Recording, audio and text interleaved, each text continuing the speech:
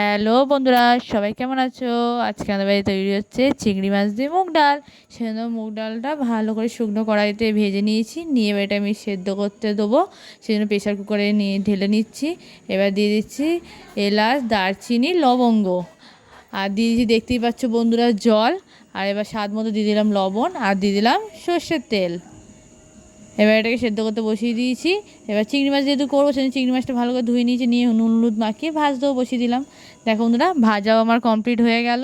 এবারে সেই ভেজে রাখা তেলের মধ্যে দিয়ে দিলাম শুকনো লঙ্কা, তারপর দিলাম তেজপাতা আর সাদা জিরে, দিয়ে দিলাম আদার পেস্ট। এবার দিয়ে দিচ্ছি টমেটম কুচি, দিয়ে দিলাম স্বাদ মতো লবণ আর হলুদ গুঁড়ো, দিয়ে এবার ভালো করে এটাকে আমি একটু নেড়ে নিচ্ছি।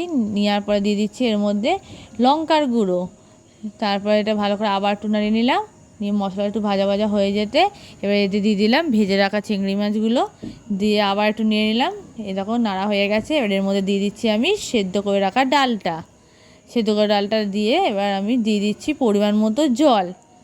তোমাদের জানোই বন্ধুরা, আমি কিন্তু রান্নায় অলওয়েজ গরম জল ইউজ করি।